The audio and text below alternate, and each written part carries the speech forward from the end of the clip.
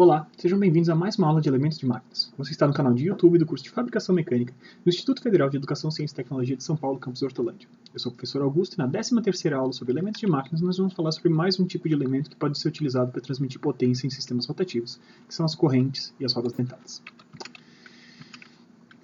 Bom, a transmissão por correntes, ela funciona com elementos mais ou menos assim. Tá? Então, todo mundo que já andou de bicicleta ou reparou em diversos tipos de motos, por exemplo, já viu algum tipo de transmissão como essa. Né? Então a gente tem um elemento metálico flexível, né, composto por diversos elos diferentes que são conectados através de pinos, e eles se abraçam ao redor de rodas dentadas que tem um formatinho, não é o mesmo formato padronizado das engrenagens, mas eles têm sim um formato padronizado para receber um determinado tipo de corrente.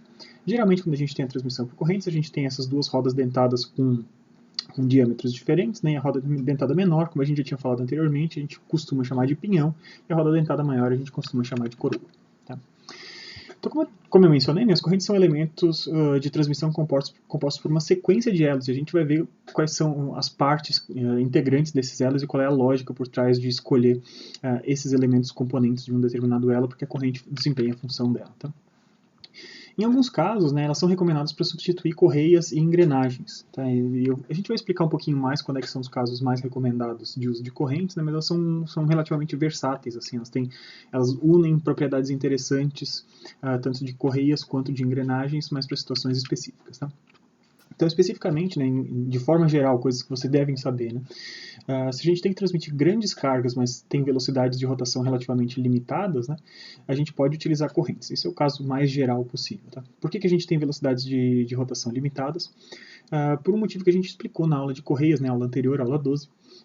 A partir do momento que a gente tem uma grande massa, uma grande quantidade de material girando a uma grande velocidade ao redor de uma dessas rodas, né, ao redor do pinhão ou ao redor da coroa, uma massa sendo rotacionada ao redor de um centro com grandes velocidades gera problemas de forças centrífugas, né? E a corrente, então, se você tenta fazer uma transmissão de correntes com altas velocidades, você vai tender a fazer essa corrente a saltar e pular para fora da roda dentada.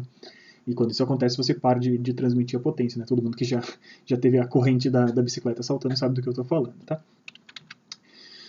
Uma coisa importante da gente identificar, né, entre aspas, desvantagens da transmissão rotativa por correntes, né, é a necessidade de lubrificação. Você precisa ter lubrificação, ter um sistema de lubrificação bem pensado e proteção contra ataques do ambiente. Tá? Então, basicamente, essa aqui vai ser uma estrutura básica de uma corrente. Então, a corrente, como eu falei para vocês, é uma sequência de elos. Né? Vocês vão ver que essa sequência de elos, elas incluem pinos, placas laterais e rolos, né, ao redor. Um tipo mais comum de correntes. Né? Então, essas placas laterais com pinos, né, que vocês estão vendo ali, que está chamado pin link, né, uma conexão lateral, elas estão associadas do seu outro lado, né, com roller links, como está mostrado ali, que são essas placas laterais, as mesmas placas laterais, com rolos montados nos eixos centrais, tá bom? Então você vai ter essa conexão desses pinos. Esses pinos estão conectados com placas laterais opostas. Né? Essas placas laterais às vezes são chamadas de talas, tá? Então só para vocês saberem. Então dá para enxergar aí por esse desenho que é tirado desse site muito bacana. Né? Se vocês tiverem necessidade de qualquer informação sobre correntes, eu recomendo vocês olharem esse site, tá? team-guide.com. Então vocês têm essas conexões de pinos de um lado, conectadas a talas do outro, a talinha do outro lado. Dentro dele a gente tem essa conexão com buchas, né, com essa placa lateral com suas buchas, e ao redor das buchas a gente tem então esse rolo montado. Né? Então você está vendo aí o bushing, é a bucha, tá? Aqui é a bucha, e ao redor da bucha a gente monta esses rolos. Tá? Então vocês percebem, né, se vocês observarem bem a corrente que está desenhada aí para vocês vão ver que a gente tem sempre, as correntes vão se alternando. Tem uma corrente que tem uma distância um pouquinho menor entre as talas, outra que tem um pouquinho maior, um pouquinho menor, um pouquinho maior, elas vão se encaixando, né? Uma vai encaixando dentro da outra. Ou seja, a cada vez que você tem um par de elos, né, dois elos, se repete uma unidade de novo, tá? Então, se você tiver uma corrente inteira, né, a corrente fechada inteira com um número par de elementos, você só precisa utilizar esses dois tipos de elementos, elementos com distância um pouquinho menor e elementos com distância um pouquinho maior, tá? A partir do momento que você fez as contas lá e você precisa de uma corrente com um número ímpar de elos, você vai precisar utilizar um conector que ele tem uma parte dele que é uma distância um pouquinho menor e uma parte um pouquinho maior. Tá? Isso que eu chamo de elo offset aqui. Então, a utilização desse elo offset às vezes é necessária, mas ela não é recomendada. Se você conseguir fazer a sua transmissão sem utilizar um elo offset, vai ser melhor, tá? Então, como eu estava falando, esses rolos eles podem ser montados ao redor das buchas, né, que a gente viu aí na estrutura, né? E a função desses rolos é que quando esse elo entra em contato com os dentes, seja do pinhão ou seja da coroa, esse rolo ele consegue girar livre, uma vez que ele está alojado dentro daquele dente com formato padronizado da roda dentada, ele acompanha aquele movimento do dente ao redor do centro de rotação, e isso evita desgastes, né? A gente não tem, quando a gente tinha nas engrenagens, por exemplo, os dentes durante o engrenamento eles deslizavam uns com relação aos outros e a gente tinha então problemas de atrito, né? Possivelmente a gente tinha desgastes por atrito, como a gente viu, né? Um dos critérios de dimensionamento dos dentes da engrenagem era por atrito. Os problemas com atrito aqui em correntes eles são muito menores porque o rolo, uma vez que ele entra no dente da coroa ou do pinhão, ele consegue acompanhar o movimento inteiro e a gente tem menos problemas ali. A fricção, entre aspas, ficaria entre o rolo e a bucha ao redor do qual ele está montado, mas eu tenho muito menos problemas porque eu não tenho, é uma região relativamente fechada e se estiver bem lubrificado a gente não vai ter problemas de ataques tão grandes. Claro que o desgaste por fricção continua sendo uma preocupação nossa, tá? Mas isso é reduzido, então, em comparação ao que acontece com as engrenagens, isso é reduzido nas correntes, tá bom? E como a gente tem menos fricção ali dentro, a gente também tem menos perda de potência, né? A gente tem menos perdas de transmissão em si ao longo do engrenamento. Tá? As correntes geralmente são fabricadas em aço, tá? Tem alguns casos diferentes, você pode ter correntes fabricadas em outros materiais, mas geralmente, tá? 99,9% dos casos industriais de interesse, elas serão fabricadas em aço. E aços com boa resistência, porque elas estarão solicitadas muito em tração e em cisalhamento, como a gente vai ver um pouquinho mais para frente. Tá? Então, seguindo adiante, né, a gente vai ver agora alguns dos tipos de correntes que a gente pode ter. Então, as correntes, né, esse elemento de transmissão de força ou de potência, né, composto por uma sequência de elos, a gente pode ter alguns tipos diferentes. Então, por exemplo, esse tipo de corrente, uma corrente simples, né, ela pode ser utilizada em contextos industriais para fazer suspensão de cargas. Né? Então, tem um motorzinho que enrola essa corrente lá em cima numa bobina, por exemplo, e aqui embaixo eu penduro uma máquina, por exemplo, então ela está sendo utilizada para fazer suspensão de carga, estou levantando uma carga do chão, suspendendo o peso de alguma coisa. Outro tipo de corrente possível, né, é essa corrente de transporte. Tá bom? Então vocês estão vendo aí que nesse exemplo que eu mostrei para vocês, cada elo tem essas duas laterais, essas abinhas laterais com furos, né?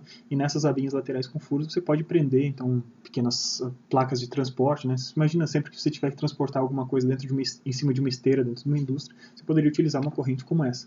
Então ali dentro dela é muito parecida, a gente tem os pinos, tem os rolos, tem esses elos todos formados pelos mesmos elementos que a gente tinha visto antes, mas além disso ela prevê então lugares para a gente fixar coisas que vão transportar outras coisas, tá? Então são correntes de transporte. Mas o tipo de corrente que a gente vai mais focar nessa aula, né, dado o contexto que a gente está falando das correntes dentro dessa classe de elementos de transmissão rotativos, né, a gente vai dar mais atenção a essas correntes de transmissão de potência que tem aquela estrutura que eu mostrei no slide anterior ali. Então, basicamente, então, os nossos elos, os pinos, as buchas e os rolos, né, montados dessa outra visão. Talvez fique um pouquinho mais fácil de entender, né, a gente consegue ver um pouco mais em detalhes, tá? Pois bem, então esses são os tipos principais de corrente e a gente vai focar então nas correntes de transmissão daquele tipo, tá? E dessa corrente de transmissão a gente pode ter alguns tipos diferentes. A gente pode ter correntes de buchas, que são correntes que têm a mesma estrutura, mas não tem nenhum rolinho montado ao redor da bucha, tá bom? Então tem mais ou menos essa cara aqui. Ou correntes de rolos. Então é a mesma coisa que eu tinha mostrado antes, né? Ao redor das buchas a gente está montando rolos, tá? As correntes de rolos elas tendem a ter menos desgaste, ter aquelas propriedades de menos desgaste. As correntes de bucha, simplesmente aqui, elas podem ter problemas de desgaste, porque afinal de contas não tem nenhum elemento que esteja girando livre na hora que ela entra no engrenamento, né? Então tem o dente ali do pinhão, ele entrou lá dentro e à medida que ela vai deslizando tem um pouquinho de fricção também, tá? Então correntes de rolos elas apresentam um pouco mais aquela propriedade de redução de atritos e redução de perdas, tá? E além disso, né, além desses dois tipos de correntes mais simples, a gente tem também um tipo de corrente que foi desenvolvido já há muitos anos e um tipo bastante interessante que são correntes silenciosas. Tá? As correntes silenciosas têm essa estrutura aí que eu estou mostrando para vocês. Né? Basicamente a mesma coisa de antes, só que as placas laterais elas têm um formatinho com um dente já prevendo o engrenamento contra uma roda dentada de um formato específico. Tá? E esse formato específico desses dentes, né, tanto dos dentes mais pontudos, marcados como A, quanto dos dentes mais arredondados, marcados como B, isso vai fazer com que na hora que essas correntes entrem em engrenamento com os dentes do pinhão e da coroa, né, isso aconteça com menos barulho. Tá? Então, as correntes de rolo e as correntes de buchas, por conta do seu formato, sendo simplesmente um formato redondo, na hora que elas entram em contato contra os dentes da corrente dentada, isso gera um impacto de uma vez só, e esse impacto gera barulho, e gerar barulho gera vibração, e isso gera perdas e tal. Então, as correntes silenciosas, elas têm esse engrenamento um pouco mais suave, né, na hora que ela entra com esses formatinhos ali mais padronizados, isso vai sendo um engrenamento mais progressivo, e esse engrenamento mais progressivo faz com que a gente tenha menos ruídos, menos perdas. Tá? Esses são os tipos principais de correntes de transmissão. E a gente vai focar bastante aqui, mais especificamente nas correntes de rolos, tá? Mas eu poderia falar sobre correntes silenciosas também, tá? O procedimento não seria tão diferente do procedimento de seleção que a gente vai ver um pouquinho mais para frente na aula, mas vamos focar simplesmente nas correntes de rolo que têm uma relevância muito grande já em contextos industriais, e já vai dar uma base bem legal para vocês sobre como proceder quando tiver que selecionar uma corrente. Tá?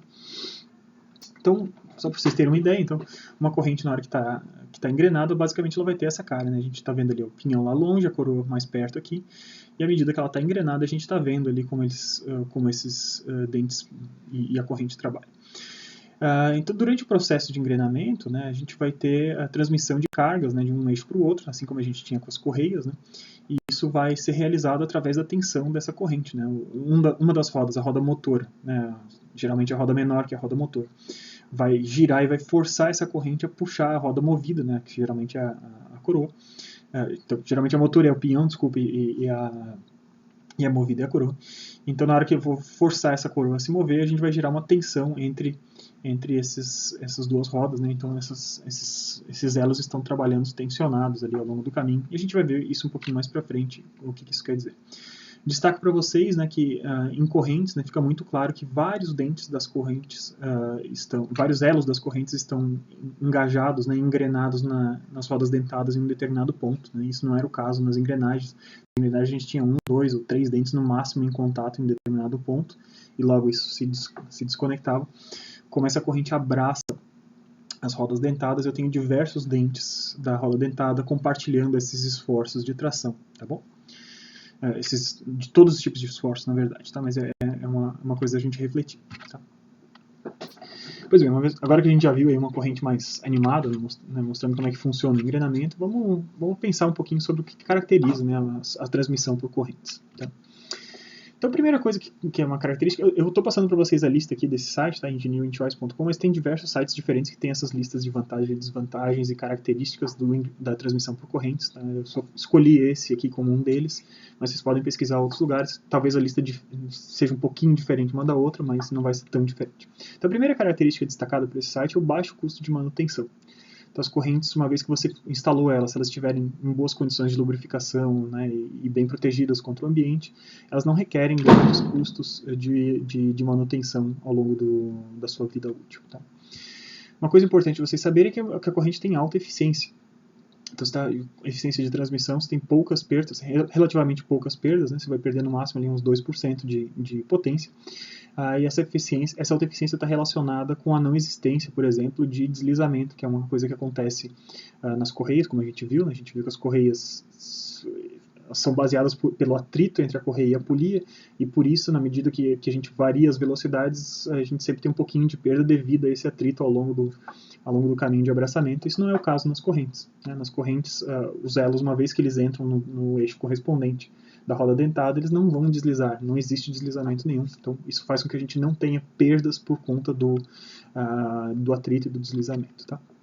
Então, além de não ter deslizamento, também não tem o que a gente chama de laceamento. Né? Então, a gente está numa correia, por exemplo, né, feito de material, uma borracha, por exemplo, né, ela começa a ser trabalhada, começa a ser tracionada, e à medida, durante a vida útil dela, ela vai aumentando um pouquinho o seu comprimento, por ela estar sempre trabalhando tracionada, esse material vai cedendo um pouquinho, vai laceando, ela vai ganhando um pouquinho de comprimento, né, e isso faz com que a gente perca um pouquinho da tensão original da correia, por exemplo.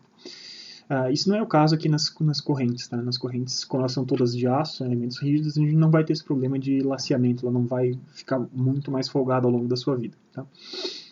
Então, como não tem deslizamento, como elas não laceiam, né, as correntes elas têm essa característica de ter bastante precisão na velocidade de saída.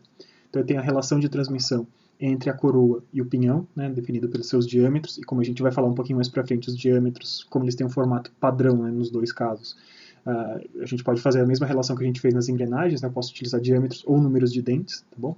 Então,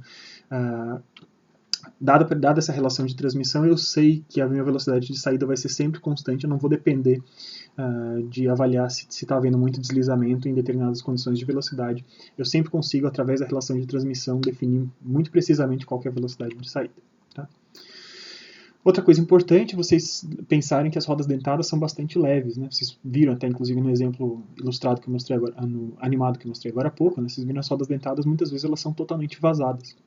Como eu tenho diversos dentes da roda dentada que compartilham os esforços, eu não preciso fazer cada dente da roda dentada tão forte quanto eu precisaria fazer um dente de uma engrenagem, por exemplo. Né? Afinal de contas, um dente de uma engrenagem, em um determinado momento, ele pode estar sendo solicitado em praticamente toda a força de engrenamento associada entre as duas engrenagens. Como eu estou compartilhando diversos dentes numa roda dentada, eu posso reduzir a quantidade de material desse cara e consigo fazer rodas dentadas mais leves. Ou seja, um equipamento feito com correntes e não com engrenagens, geralmente vai ser um equipamento mais leve. Tá?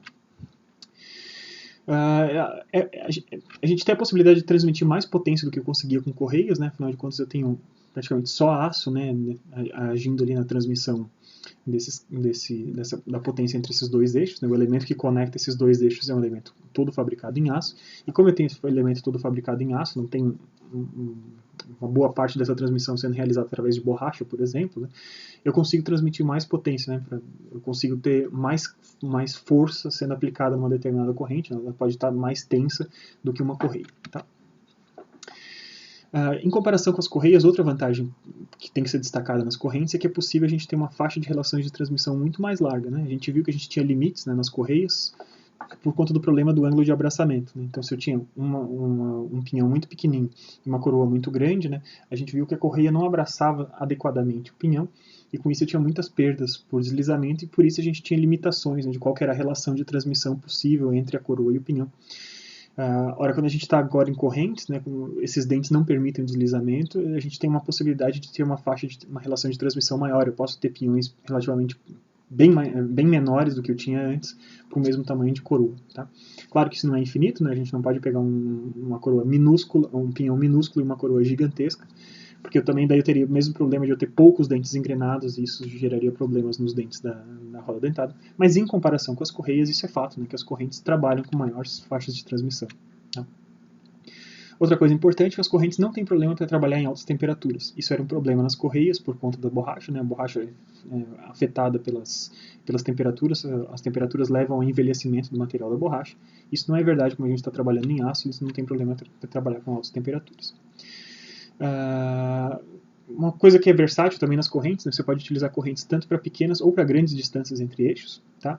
Existe um limite para quão grandes podem ser essas distâncias. Tá? A gente não pode ter quilômetros entre rodas dentadas, porque por conta do próprio efeito da gravidade, né, a gente vai ter um braço dessa corrente mais frouxo, né, e esse braço frouxo ele pode entrar em contato com o braço mais tenso, então isso pode ser um problema. Então não é infinito esse negócio, mas a gente tem uma possibilidade de trabalhar tanto com pequenas distâncias entre eixos quanto grandes distâncias entre eixos. Tá? Então, seguindo na nossa lista, né, a gente pode operar com umidades ou em condições abrasivas, com umidade ou com condições abrasivas, né, então não tenho tantos problemas quanto eu tinha com correias. Tá? Claro, tanto umidade quanto condições abrasivas vão reduzir a vida da corrente, mas não é tão crítico quanto era no caso das correias. A instalação das correias é bastante fácil, né? Eles não requerem muita pretensão, não é muito difícil você fazer a instalação de uma corrente, tá? Justamente por isso, né? Não requer pretensão. E é possível, né, utilizando uma corrente, se você fizer uma montagem inteligente, você acionar diversos eixos no mesmo plano. Então você tem um motorzinho com uma corrente passando e essa corrente pode passar e percorrer várias outras coroas, por exemplo, se todas elas estiverem no mesmo plano, né, dadas umas certas restrições. Não precisa ser tão perfeitamente coplanar quanto era as engrenagens, mas também não é tão livre quanto era com as correias, tá bom? Isso é uma coisa importante. Tá? A gente tem que ter uma restrição geométrica um pouquinho, uma tolerância geométrica um pouquinho mais estreita com as correntes do que tinha com as correias. Então, desde que todas essas rodas estejam no mesmo plano, eu consigo utilizar uma mesma corrente para acionar vários eixos de uma vez só. Tá? De maneira geral, as instalações de correntes elas requerem menos espaço do que as correias, justamente porque eu posso trabalhar com distâncias entre centro menores. Entre os centros dos eixos elas podem ser um pouquinho mais próximas, porque eu não tenho aquela restrição tão grande quanto ao ângulo de abraçamento. Então, isso quer dizer que eu não preciso distanciar tanto os meus eixos, eu posso trabalhar com eles mais próximos, e isso quer dizer que eu consigo botar meu equipamento num espaço um pouquinho menor. Mas é necessário destacar que a gente precisa pensar na lubrificação e em alojamento ou cobertura das correntes. Tá? Então, eles podem trabalhar com umidade, com alguma coisa de elementos abrasivos, mas a gente também não pode deixar elas simplesmente abertas ao meio ambiente, né? Porque a gente começa a ter problemas de corrosão. Tá? Por outro lado, né, se era um benefício nosso não ter problema com deslizamento, com laceamento, né, a gente também não tem o benefício do deslizamento, como a gente mencionou nas correias, né? Ter um elemento que desliza sobre outro é uma forma da gente proteger o meu sistema como um todo, porque se eu tiver algum pico de potência, algum pico de torque, simplesmente o pinhão tende a deslizar sem transmitir isso para frente, né? O atrito não faz com que a gente isole, né? O pico de carga está num só desses eixos, ele não é transmitido diretamente para o outro. Ora, quando a gente tem as correntes que a gente não tem deslizamento e está tudo engrenado ao mesmo tempo, a gente passa a ter a transmissão, né, desses impactos, desses choques na corrente, por exemplo, de um lado para o outro no meu sistema. Então não tem o benefício protetor de deslizamento tampouco. Tá? As correntes trabalham, ao longo do trabalho das correntes, apesar das correntes silenciosas tentarem minimizar isso, né, a gente tem que destacar que existem bastante ruídos e vibrações, tá, e esses ruídos e vibrações levam ao desgaste, é uma das fontes do desgaste das correntes, esses mecanismos de ruído e de vibrações. Tá. E finalmente, tá, a gente pode ter, por conta dessa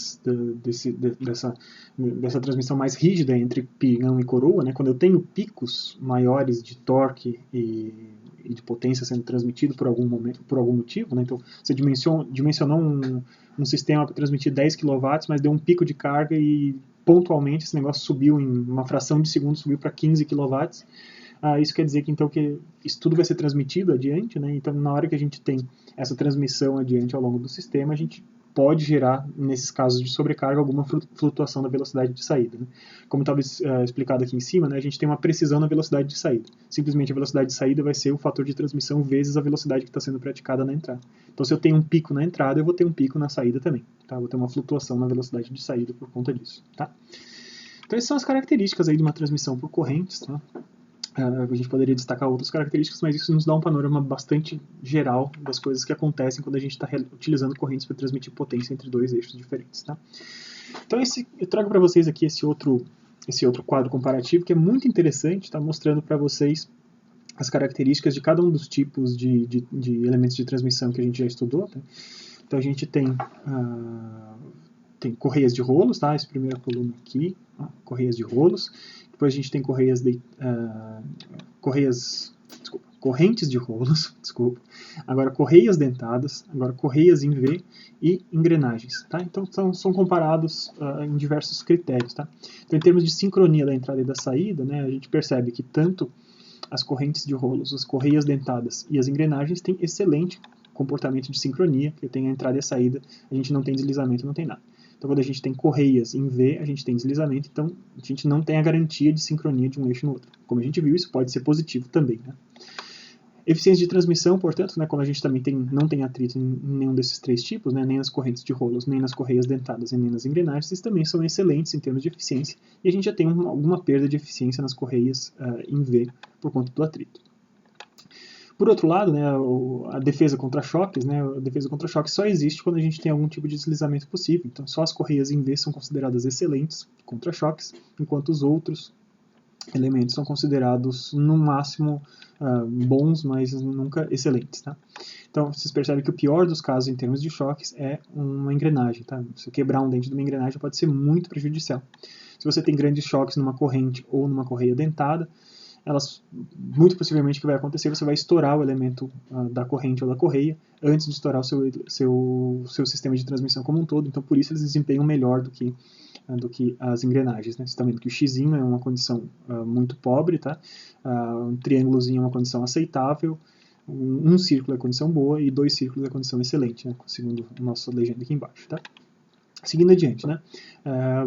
Ruídos e vibrações. Então, correias se desempenham melhor nesse sentido, a gente não tem dentes engrenando, então tudo isso, as correias têm um menor nível de ruído todos esses outros sistemas, e esses ruídos ficam grandes, né, quando a gente tem engrenagens, quando a gente tem correntes. Tá?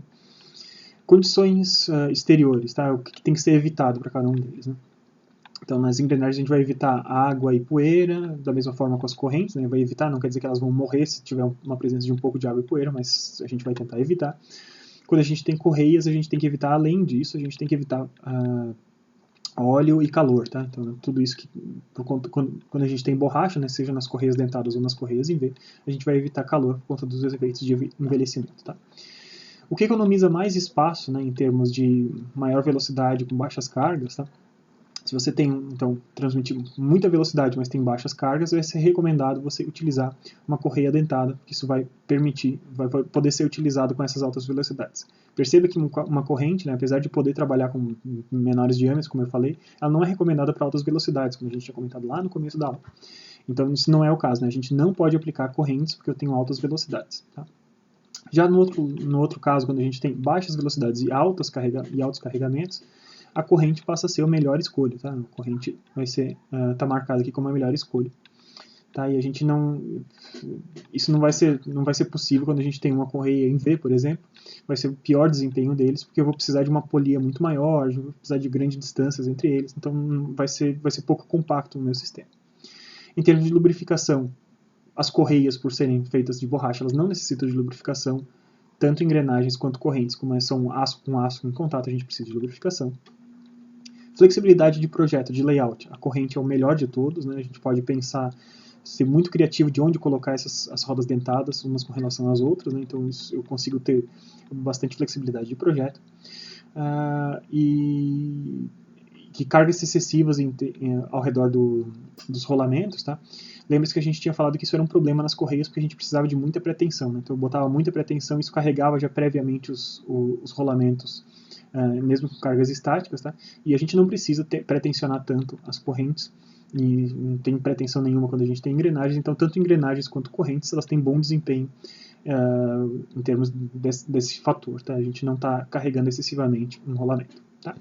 Então é bastante legal a gente fazer esse panorama geral, né, em comparação desses diferentes tipos de sistemas de transmissão, agora que a gente conhece todos eles, né, nessa terceira aula consecutiva sobre esse tema. Tá? Então, seguindo adiante, né, vamos falar agora um pouquinho sobre o que é recomendado em termos de projetos de sistemas de correntes. Né? Peguei de outro site agora, tá? maintenanceworld.com. Então, a primeira recomendação de projeto é o seguinte, né? Recomenda-se que você tenha no mínimo 17 dentes na roda dentada menor. Tá? Então, no pinhão, na menor das duas rodas dentadas, recomenda-se que a gente tenha pelo menos 17 dentes. Pode ser que você tenha sistemas de transmissão com menos que isso, mas você começa a ter alguns problemas, tem menos dentes engajados num determinado momento, tá? Então, é uma recomendação de projeto, não quer dizer que vai resolver todos os casos, tá? Mas a partir disso a gente tem uma maior segurança. Quando a gente consegue aumentar ainda mais, né, se eu consigo passar de 17 para 23 dentes, né, observa-se que o ruído vai se reduzindo progressivamente e com menos ruído a gente tem menos desgaste. As relações de transmissão elas podem ser bastante grandes, como eu tinha falado para vocês, né, inclusive superior a 12.1, tá? 12 para 1, né, então 12 dentes a mais na coroa do que no pinhão, como a gente já viu na definição de relação de transmissão lá atrás, quando a gente falou de engrenagens. Tá? Mas o que se recomenda fazer é que a partir do momento que a gente tem alguma coisa que seja maior do que 8 para 1, que isso seja feito em 2 estágios. Tá? Então se transmite de um pinhão para uma coroa intermediária, liga outra coroa nesse mesmo eixo e continua essa transmissão para a coroa maior. Tá? Então recomenda-se fazer essa transmissão em estágios a partir do momento que a gente tem relações de transmissão muito, muito grandes. Tá? A distância entre centros mínima tem que garantir que a gente tenha ao mínimo 120 graus de abraçamento na roda dentada menor. De novo, isso é uma recomendação de projetos. Alguns projetos, algumas considerações, em algumas situações você vai poder fazer com menos que isso, mas geralmente vai ser melhor para você se você garantir no mínimo 120 graus de abraçamento na roda dentada no pinhão. Tá? A distância entre centros recomenda-se que ela não seja maior do que 60 passos da corrente. Tá? Então, lembra, um passo da corrente, né, o tamanho de um elo ali, a distância entre o começo e o final de um elo. Então, esse é o passo da corrente, e a distância entre centros recomenda-se que não seja maior do que 60 vezes esse passo da corrente. Por aquele motivo que eu falei, na hora que essa distância de centros fica muito grande, por conta da própria gravidade, a gente vai ter correntes que ficam mais tensas, assim, mais penduradas, e à medida que a gente vai trabalhando, a gente vai ter problemas de vibração, isso pode ter um perigo, a gente pode ter um ramo da corrente encostando em outro ramo da corrente, então não se recomenda que a gente exceda esses 60 passos. Sempre que possível, vai ser dado preferência para um número par de correntes, número par de elos na sua corrente, por aquilo que eu falei, né, a gente vai ter um elo que é duas chapinhas menores, duas chapinhas maiores, duas chapinhas menores, duas chapinhas maiores, ou seja, a cada dois elozinhos a gente formou uma unidade fixa. Se eu tenho um número par de correntes, é tudo que eu preciso, eu tenho então um largo, um fino e assim por diante até engrenar no final. Se eu tenho um número ímpar de elos, eu vou precisar utilizar aquele link offset, né, que tem uma parte mais estreita e outra parte mais larga, como eu tinha visto anteriormente. Isso não é recomendado porque seria o único elo de formato diferente e alguma coisa que está sendo solicitada dinamicamente, isso seria uma origem possível de flutuações. Tá? Você pode utilizar esticadores ou tensores de correntes para ajudar a manter a tensão da corrente. Tá? Então, a tensão da corrente é o mecanismo pelo qual a gente está efetuando a transmissão, né? Tem um torque que está sendo gerado ali no pinhão, ele está girando aquela roda dentada, e a roda dentada, ao estar engrenada na corrente, está puxando puxando a corrente, e essa corrente puxada faz aparecer essa força, e essa força que vai tracionar, vai gerar o momento na roda dentada movida. Tá? Então, manter essa tensão da corrente é interessante. Tá? A gente não precisa aplicar grandes pré-tensões, mas é interessante se no seu sistema você pode ter, por conta das flutuações, você pode ter algum carregamento e descarregamento, você pode ter esse efeito da corrente flutuando o tempo inteiro. E se você botar um tensor ou um esticador de corrente, talvez pode ser interessante para manter ela tensionada boa parte do tempo, por mais que a gente tenha flutuações de carga. Tá? Quanto maior for a largura da corrente que você escolher, mais vai aumentar a vida útil do seu sistema de transmissão. Claro que você não vai exagerar, né? Então se só precisa de uma determinada largura de corrente, você vai escolher alguma coisa próxima daquilo que você precisa, mas lembre-se que aumentar um pouquinho a largura da corrente aumenta um pouco a vida do seu sistema, porque você tem mais material ali para compartilhar os esforços de transmissão. Tá? Outra recomendação de projeto é vocês criarem alojamentos com sistemas de lubrificação integrado. Tá? Então, alguma coisa que mantenha essa corrente protegida do ambiente, né? Um pouco livre da água e da poeira, que a gente viu, não são tão mortais assim para uma corrente, mas a gente também deve evitar. Então, se a gente fizer um sistema de alojamento já integrado com o sistema de lubrificação, isso vai ser interessante para a gente manter a vida das correntes. Outra coisa interessante é vocês evitarem que haja ângulos maiores, né, se você pegar um plano vertical, evitar que haja ângulos maiores do que 45 graus na vertical. Assim, né? Então tem esse plano, eu tenho um eixo que está muito acima do outro, né, mais do que 45 graus acima do outro. Isso pode gerar alguns tipos de problema. Então, se possível, você reduz, né, põe esses ângulos, esses eixos mais próximos possíveis, né, na mesma linha. Assim. Então, essas são algumas recomendações de projetos que a gente tem com correntes. Tá? Agora vamos começar a caminhar, né, como sempre, né, todos os elementos de máquinas que a gente vem apresentando, vamos caminhar em direção ao dimensionamento desses caras, e para dimensionar uma corrente a gente precisa entender quais são as solicitações que agem nos elementos. Tá? Então é importante vocês pensarem que as placas laterais, né, aquelas que juntam um lado ao outro da correia, né, da corrente, desculpa, elas estão solicitadas sempre em tração, como eu falei, né, então a roda do pinhão gira, essa roda do pinhão puxa essa corrente que está travada nele, e essa corrente, então, ao ser puxada, ela está sendo solicitada em tração, e essa tração está sendo transmitida adiante ao longo da corrente pelas placas laterais. A gente viu que as placas laterais tinham 2 pinos, né, então um pininho está sendo puxado pela roda da corrente, e o outro está sendo puxado porque essa placa inteira está sendo tracionada. Além disso, é interessante a gente pensar que a gente tem cargas de fadiga.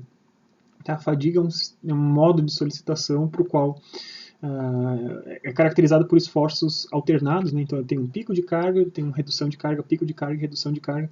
Isso vai acontecer por conta do engrenamento, né? Então, enquanto um elo estiver passando, por exemplo, na parte tensa da corrente, na parte de cima ali onde eu estou puxando, por exemplo, né? Nesse meu sistema que o pinhão está puxando e está tensionando a parte de cima dessa corrente, Enquanto eu estou passando pela parte de cima, eu estou carregando esse cara em tração, e na hora que eu estou na parte frouxa ali da corrente, eu estou descarregando ele. Então eu estou o tempo inteiro fazendo ciclo, né, de carregamento, descarregamento, carregamento, descarregamento. A fadiga é interessante a gente pensar nela, porque ela, a partir da teoria de fadiga, eu até convido vocês, se vocês quiserem ver, a gente tem um curso de ensaios mecânicos, a gente tem uma aula sobre ensaio de fadiga, onde a gente explica melhor o tipo de solicitação em fadiga. Mas é importante a gente entender cargas de fadiga, porque são cargas que podem gerar rupturas mesmo muito abaixo, né, em níveis de tensão muito abaixo da tensão de escoamento ou da tensão de ruptura. Por conta desse efeito de cargas repetitivas, a gente tende a potencializar qualquer tipo de defeito que tenha no material e eles acabam rompendo com tensões muito inferiores. Tá? Então é importante a gente pensar nas tensões que estão agindo, né? A gente sabe que as placas laterais estão carregadas em tração, e além disso é uma tração com características de fadiga. Então, para fazer o dimensionamento disso, a gente vai precisar conhecer um pouquinho da teoria de fadiga. Tá? Então, só mostrando para vocês por que carga de fadiga, né? Então a gente tem ali a corrente na parte, o elo na parte tensa, ele está ali em cima, e né, isso fica muito claro. Né? Quando a gente está na parte tensa da corrente, né, entre o ponto D e o ponto A, a gente tem um nível de tensão constante, né, tem a mesma carga atuando sobre esse cara, e à medida que ele passa ali de A para B, isso vai sendo reduzido, enquanto ele está entre B e C, ele não está carregado, ele está na parte frouxa da corrente, né, ele está carregado só pelo próprio peso próprio da corrente que está ali tensa, frouxa naquele sentido, e entre C e D, então eu vou aumentando de novo aquela carga até o máximo. Tá? Então isso caracteriza essas cargas de fadiga. Tá? Então, quando a gente tem uma carga de fadiga, né, nas placas laterais, por exemplo, né, o que acontece é basicamente isso. Tá? Então, à medida que você vai testando diferentes níveis de carga para diferentes níveis de ciclos, né, então, se eu tenho um material que rompe com um ciclo, basicamente seria a tensão de ruptura do material, que seria aquele ponto aqui bem em cima, que cruza essa região na direção, esse eixo na direção vertical aqui. À medida que eu tenho tensões menores do que a tensão de ruptura, mesmo assim, quando as cargas são de fadigas, a gente observa a ruptura a partir de um certo número de ciclos. Tá? Então eu estou com uma carga que é um terço da minha carga de ruptura, de minha tensão limite de resistência. Tá? Estou por aqui, então, por exemplo. E mesmo assim, a partir de certo momento, a carga vai romper, esse material vai romper quando eu tiver por volta de, 100 mil ciclos, mais ou menos. Tá? 10 mil ciclos ou 100 mil ciclos, tá? Por aí. Então, quando a gente chega nesse nível de ciclos, né, de carregamentos alternados que estão sendo aplicados sobre esse camarada, a gente vai tender a ter uma medida, né, de quanto que a gente pode utilizar dessa corrente. Como as correntes são fabricadas em aço, né, para os aços, geralmente a gente tem uma tensão abaixo da qual a gente não tem ruptura em fadiga. Então, se trabalha com tensões abaixo daquela tensão, a gente não vai ter problema de ruptura, seja qual for o número de ciclos. Tá? Então, geralmente é esse gráfico aqui nos mostra essa tensão limite. Abaixo dessa linha aqui, vocês percebem que o material não vai romper com qualquer número de ciclos. Tá? 1 milhão, 1 bilhão de ciclos, ele não vai chegar a romper. Tá? Então, essa linha aqui, essa tensão de fadiga é uma tensão legal para a gente pensar em projeto, né? Se a gente está empregando uma corrente que vai ter uma vida útil bastante longa. Ela pode ser solicitada bilhões de vezes, ciclos, né? Bilhões de ciclos antes da gente ter que trocar essa corrente por outros motivos. Né? Então, esse parâmetro aqui da tensão limite de fadiga vai ser um parâmetro importante para a gente determinar qual que é a faixa possível de trabalho. Tá? Então, essas placas laterais estão carregadas em tração e com características de fadiga. E os pinos e buchas, né, as partes que estão entre essas placas laterais, lembra que eu tenho as placas laterais e entre elas eu tenho pinos, buchas e os rolos que estão carregados ali. Esses pinos e buchas eles estão sendo carregados em cisalhamento e flexão. Então você imagina, estou olhando essa chapinha, né, ela está sendo tracionada, estou puxando ela aqui. Ela está transmitindo essa carga de tração para os seus pinos, né? Então os pinos estão conectados assim, nessa direção.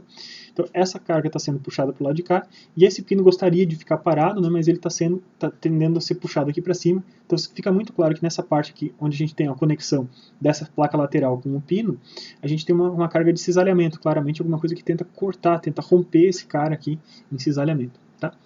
Então, na hora que esse cara aqui está sendo solicitado em cisalhamento de um lado por uma placa e de outro lado por outra placa, né, a gente tem basicamente uma condição de alguma coisa que queria ficar nessa posição, queria ficar na posição original, e por conta de carregamentos verticais ele tende a gerar flexão. Tá? Então a gente tem carregamento em cisalhamento e flexão desses pinos e buchas, que são esses elementos que conectam uma placa lateral à outra. Então, durante o engrenamento com a roda dentada, primeiro elas sofrem uma carga de impacto, tá? E em seguida, dentro da roda dentada, elas estão sofrendo um pouco de atrito, como eu mencionei para vocês. Né? Ao longo do caminho do engrenamento, ali, tem um pouco de fricção, seja com rolos essa fricção é reduzida, mas seja de buchas apenas ela é uma fricção considerável. desse material que está esfregando ali contra o dente da roda dentada, tá bom? Então, estão carregados constantemente em cisalhamento e flexão, esses pinos e buchas, e durante o engrenamento eles sofrem com essa carga de impacto, né? Eles estavam sem contato com ninguém, lá pelas tantas chega aquele dente da roda do pinhão e engrena, leva esse cara adiante, né? Então esse primeiro contato do dente gera uma carga de impacto, e em seguida, durante o período de engrenamento, a gente tem atrito dessa face externa das buchas com os dentes. Tá?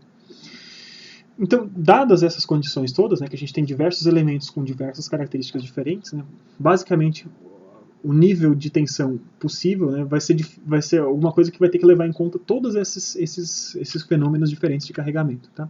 Isso é feito muitas vezes com cargas com curvas como essa. Tá? Então, basicamente, o que eu estou mostrando aqui para vocês, o que essa curva nos mostra é o seguinte: quanta potência eu consigo transmitir para quanta rotação do pinhão eu consigo transmitir. Então, para determinado nível de potência, eu consigo trabalhar num determinado nível de rotação, que é dentro dessa, parece uma barraca aqui, né? A gente está dentro dessa área dessa barraca, e aqui dentro eu estou respeitando todos os critérios possíveis que podem provocar a falha. Tá? Então, essa primeira linha aqui seria a falha que representa a falha por tração dos elementos das placas laterais. Tá bom? Tudo que está acima, né, eu não consigo transmitir muita potência, né, numa determinada rotação, porque a gente vai entrar com tensões muito altas, e tensões muito altas vão levar a essa ruptura. Tá? Então essa primeira linha nos determina então, a linha de falha da placa lateral. Tudo que tiver à direita dessa linha de falha está seguro. Só que isso não é infinito, né? Porque a partir do momento que a gente tem esse impacto entre os rolos, os pinos, os rolos e as buchas, né? A gente tem isso definido aqui também. Uma outra linha define a região segura desse camarada. Tá? Então, tudo que está abaixo dessa linha está seguro em termos do impacto.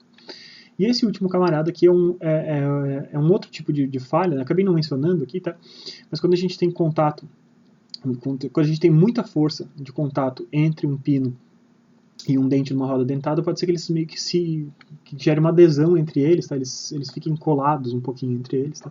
Então, uma deformação plástica que envolve um pouco de adesão, e esse tipo de falha gera uma outra linha. Então, para respeitar todas as linhas de falhas possíveis, a gente teria que estar aqui dentro. Tá? Isso vai ajudar a gente. Né? A gente não, nesse nosso curso aqui a gente não vai utilizar, mas é importante vocês saberem que existe esse tipo de gráfico, né? Que ajuda vocês a saberem qual que é o nível de potência e de rotação seguro para o pinhão, para diferentes níveis de solicitação e diferentes modos de solicitação e de falha que podem acontecer, tá bom? Então a gente vai sempre trabalhar aqui dentro, tá? Como que a gente vai trabalhar aqui dentro? A gente vai ver agora, na verdade, sistemas muito mais simples de seleção do que a gente utilizar uma curva como essa, né? Mas esses sistemas mais simples de transmissão já foram testados contra aquela curva de faixa possível de transmissão de potência pelos fabricantes. Tá? Então a gente vai ver agora um sistema de seleção. O primeiro tipo de sistema de seleção que a gente vai ver é um sistema de seleção a partir de dados de correntes padronizadas. Isso é bem similar a coisas que a gente já viu em outros momentos, em outros dimensionamentos de outros elementos de máquinas. Tá?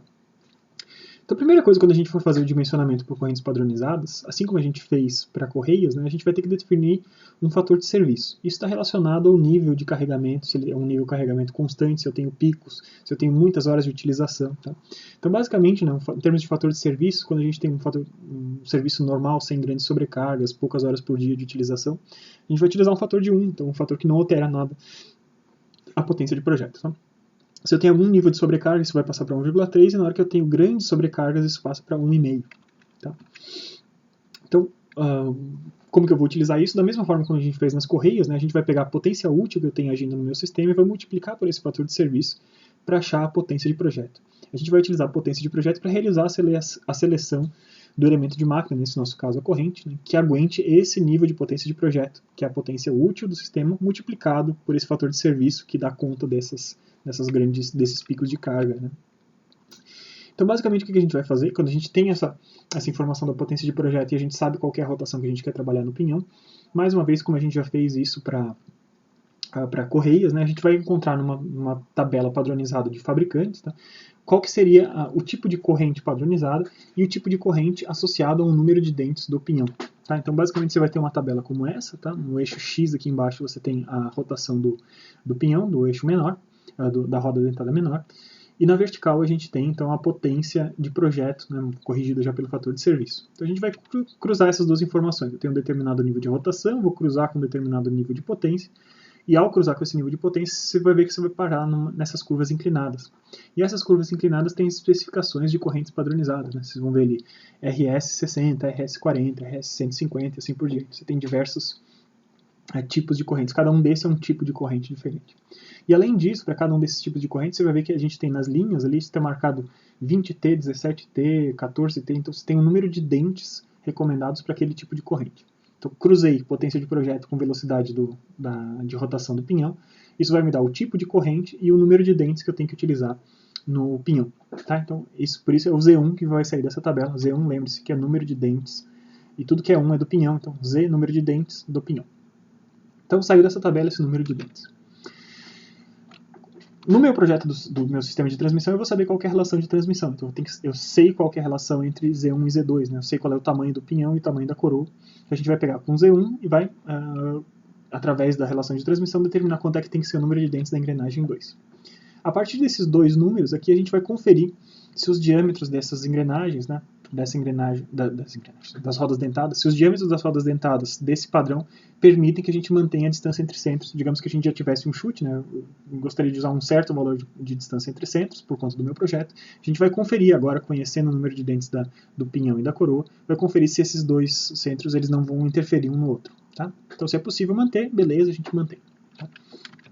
E uma vez que a gente definiu se esses centros podem se manter naquela posição, ou se a gente corrigiu a distância entre centros, a gente vai calcular qual que é o número de passos necessário para a gente fazer a corrente abraçar esses dois caras, e depois a gente vai escolher o número par de número de elos, né, vai determinar qual é o número de passos necessário e o número par mais próximo, para a gente tentar manter aquela recomendação de projetos de escolher o número par de elos. Tá? Então, basicamente, esse é utilizando ali correntes padronizadas, essas correntes que estão aqui tabeladas, aqui, a gente consegue fazer um dimensionamento relativamente direto. Né? Simplesmente, a única conta, efetivamente, que eu precisei fazer foi determinar qual que é a potência de projeto, e depois, utilizando a relação de transmissão, saber quantos de dentes eu precisava na coroa. Tá?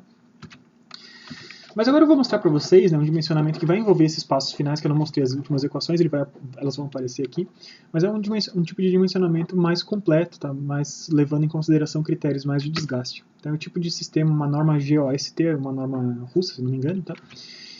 E eu vou mostrar para vocês, todas as tabelas que eu mostrarem vêm desse livro aqui, tá? Um dos nossos livros da bibliografia recomendada, tá? Que é o livro do professor Sarkis Mekunian, de 2012. Tá? Então a primeira coisa que a gente tem que fazer, né, a gente tem que encontrar qual que é o número de dentes do pinhão.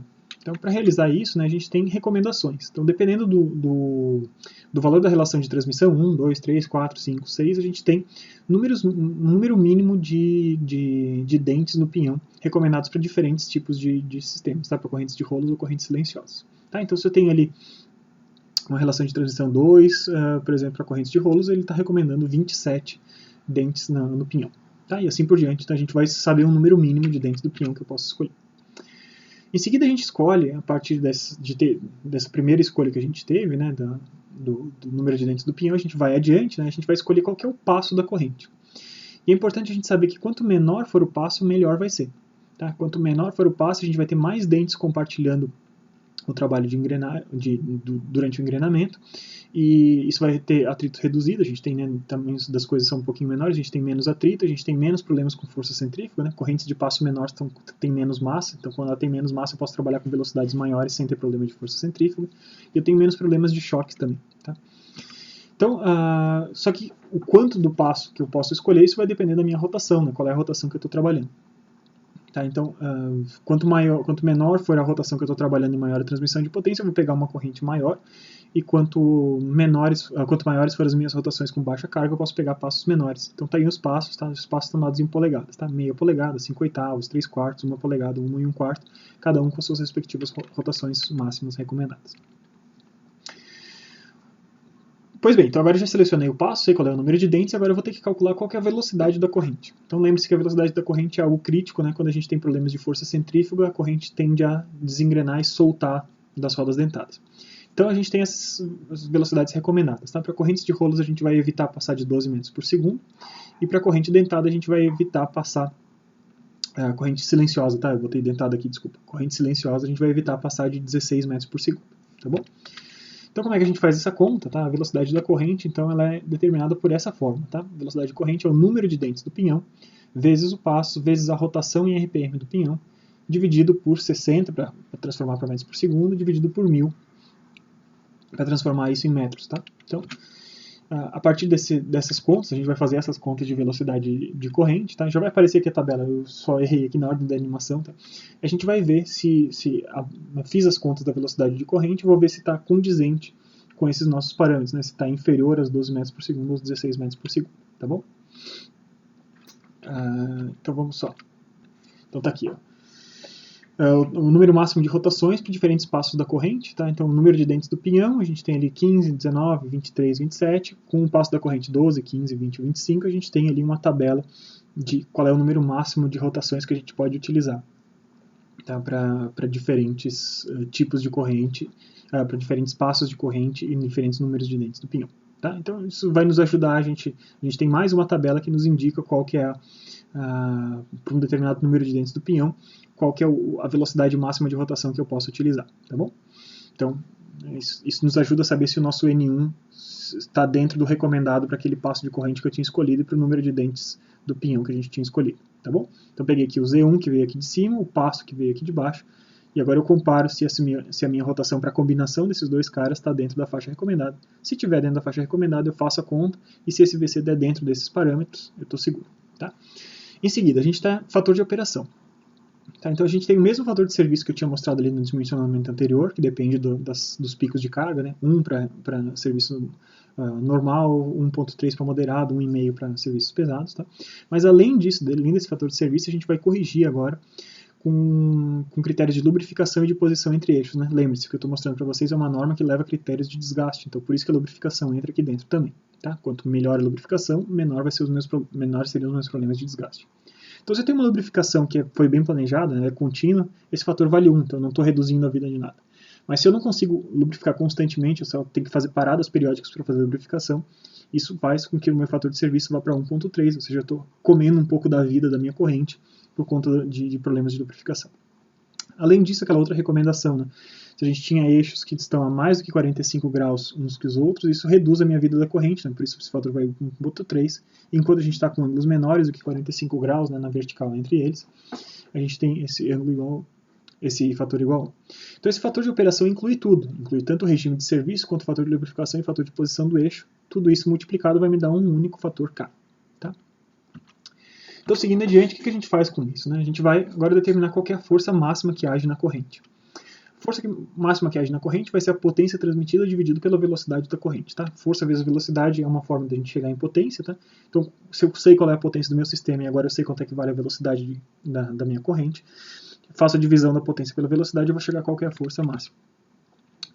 Então eu vou precisar selecionar uma corrente que tem uma força de ruptura mínima maior do que essa força máxima que age nessa corrente, corrigida por um fator de segurança. Tá? Então qual é a força de ruptura mínima da corrente que eu tenho que selecionar? É a força máxima que age na corrente, vezes um fator de segurança, vezes aquele fator de serviço que a gente viu anteriormente. Tá?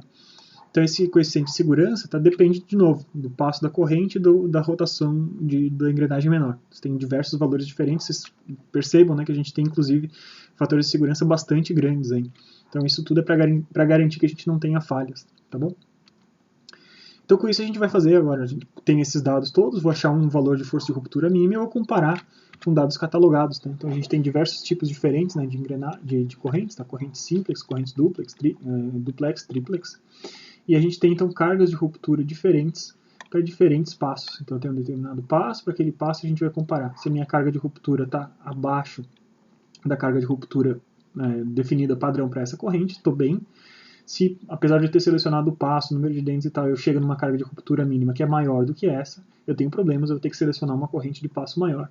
Tá? Então eu refaço as contas com uma corrente de passo maior e eu vejo então, se eu estou numa região ok. Então definir se a minha corrente não vai falhar por questão de força de ruptura. Tá? Tem que continuar a minha seleção. Tá? Minha seleção não acabou ainda. Agora que eu tenho que fazer o quê? Eu tenho que escolher a distância entre centros. Então, a recomendação de projeto é entre 30 a 50 vezes o passo. Lembre-se que lá na recomendação que eu falei antes, a gente não deveria exceder 60 vezes. Tá? Então, se eu tiver de 30 a 50 vezes o tamanho do passo, eu estou bem, uma região bacana. E agora, então, uma vez que eu escolhi uma determinada distância entre centros, eu posso definir, consigo calcular qual que é o número de elos que eu tenho. Tá? O número de elos, então, eu vou chamar de y, tá? E ele vai ter a ver o quê? Com o número de dentes do pinhão e da coroa, a distância entre centros e o passo. Tá? Então isso aqui é uma fórmula fechada, de novo, vocês não precisam calcular isso tudo, mas isso tem a ver simplesmente com a geometria, né, do sistema que você está projetando de correntes, né, da coroa, do pinhão e da distância entre centros entre eles. Então isso vai nos dar um determinado número que não vai ser necessariamente um número inteiro. A gente vai fazer o quê? A gente vai selecionar um número par mais próximo, superior. Tá? Então a gente não pode pegar um número par menor se a gente não quiser reduzir a distância entre centros, mas a gente vai pegar então um número par maior, logo imediatamente superior ao número par a esse número que a gente calculou agora.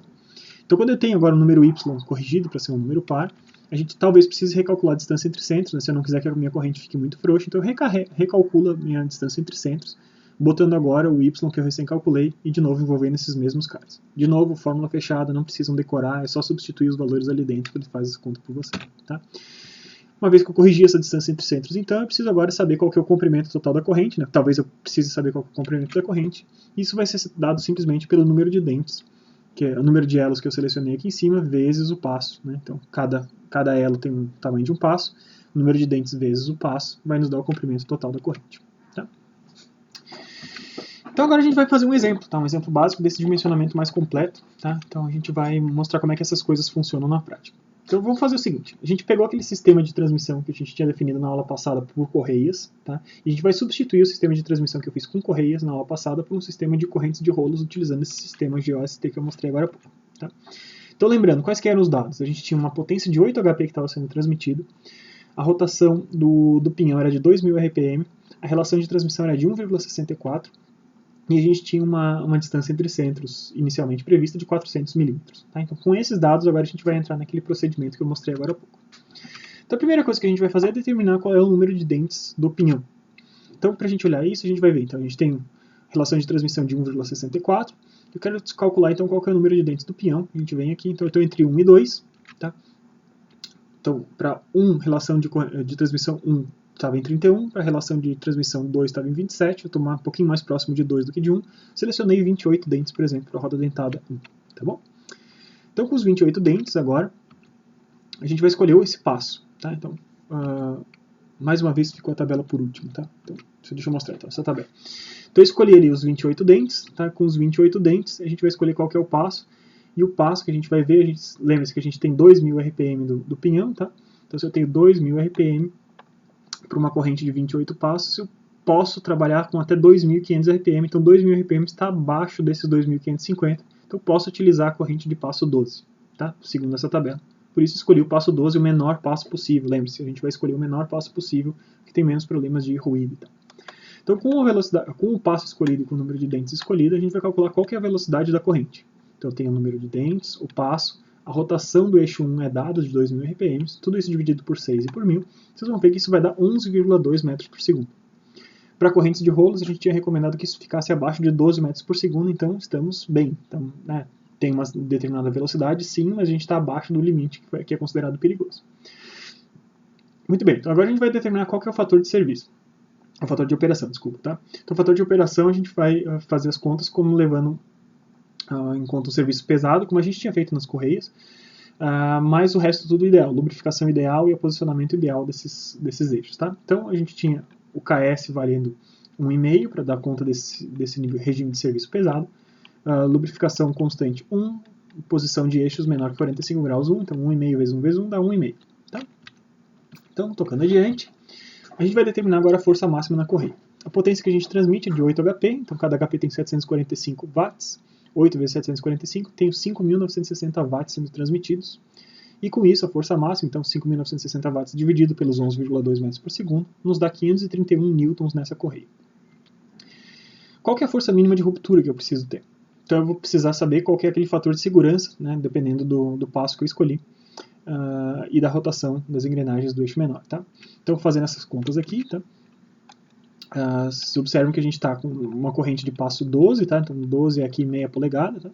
Trabalhando a 2000 RPM, então a gente tem esse fator de segurança de 14,8 aqui tabelado. Então eu vou pegar a força máxima que age na corrente, 532, vezes esse fator de segurança de 14,8, vezes aquele fator de operação que eu calculei antes, né, de 1,5. Tudo isso multiplicado me dá um valor de 11.813 newtons. Tá?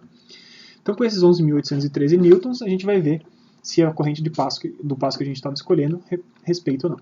Então o passo 12 milímetros, né, é um passo de meia polegada aqui, é praticamente passo de meia polegada. Então com esse passo de meia polegada a gente vai ver a carga de ruptura. Tá? Se vocês olharem aqui, a gente tem carga de ruptura padronizada para esse tipo de corrente simplex de 15.000 newtons. Então observe, eu precisava ter alguma coisa maior do que 11.813 e a corrente padronizada tem 15.000 newtons, então beleza, esse tipo de corrente pode ser utilizado, não vai falhar por esse tipo de ruptura. Tá? Então, seguindo adiante, né, para a gente determinar as coisas mais geométricas do que nos falta no nosso sistema, a gente tinha estimado então uma distância entre centros de 400 milímetros. Então, como o passo é de 12 milímetros, se você fizer a conta, né, 400 dividido por 12, você vai ver que isso corresponde a 33 passos, então a gente está bem dentro daquela janela de 30 a 50 passos, então não preciso mudar essa distância entre centros. Né?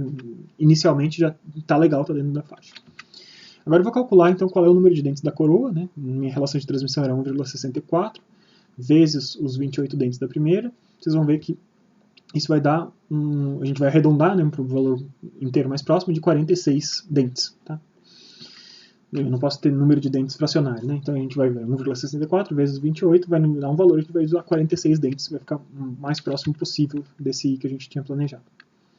Então agora eu vou calcular qual é o número de elos necessário, né? Então eu vou utilizar aquela formulazinha fechada, substituindo Z1, 28, Z2, 46, distância entre centros de 400 milímetros, e passo, aqui era P, tá?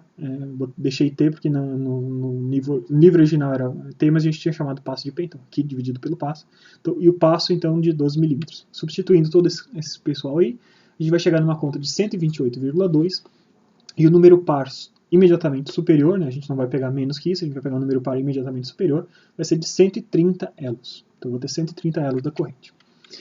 Com isso, com esses 130 elos, para não ficar com uma corrente muito frouxa, a gente vai corrigir esses, que era a distância entre centros de 400 milímetros, eu vou ver quanto que precisaria ser idealmente essa distância entre centros para que essa corrente ficasse o tempo inteiro tensa, né? Então, utilizando de novo essa fórmula fechada, substituindo todos os valores que a gente já tem, né? Botando 130 elos aqui dentro, né? 130, 130 e assim por diante, você chega à conclusão que deveria ter uma distância entre centros de 418,6 milímetros. Então, se você está projetando o seu sistema e conseguir aumentar um pouquinho essa distância entre centros, de 400 para 418, você garante que a sua corrente está sempre tensa. Tá? E finalmente definir o comprimento da corrente. Então, o que eu preciso fazer é o número de elos vezes o passo, 130 elos vezes 12, então nos dá 1.560 milímetros. Então, com isso a gente caracterizou totalmente o sistema de transmissão de corrente, que substitui o sistema de transmissão de correia que eu expliquei para vocês na aula passada. Tá?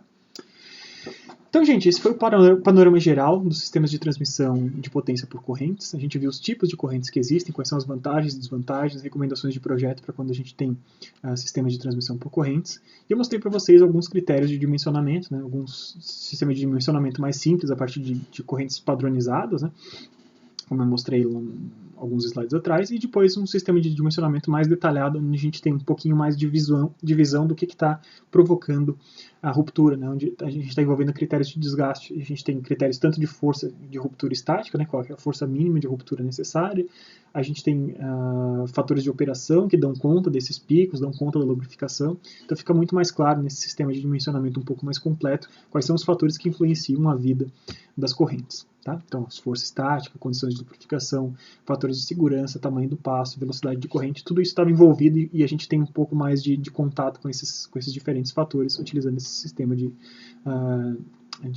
dimensionamento. Tá? Então, espero que vocês tenham gostado da aula e dessa nossa sequência aqui de apresentação de diferentes sistemas de transmissão rotativos. Tá? A partir da próxima aula a gente vai continuar falando um pouquinho mais sobre sistemas rotativos, mas falando sobre outras coisas que tem uma característica um pouquinho diferente. Né? A gente vai falar um pouquinho sobre acoplamentos, embreagens e tal. E mais para frente a gente vai progredir para outros tipos de elementos de transmissão, né? Transmissão por cabos de aço, por exemplo, né? Que não deixam de ser elementos de transmissão linear, mas elementos de transmissão mesmo assim. Tá? Então espero que vocês estejam gostando. Deixem suas dúvidas aqui nos comentários do vídeo. Ou se vocês estiverem fazendo as disciplinas no Moodle, né, utilizem os fóruns adequados para isso. Muito em breve então a gente volta com mais aulas de elementos de máquinas por aqui. Muito obrigado, pessoal. Até logo.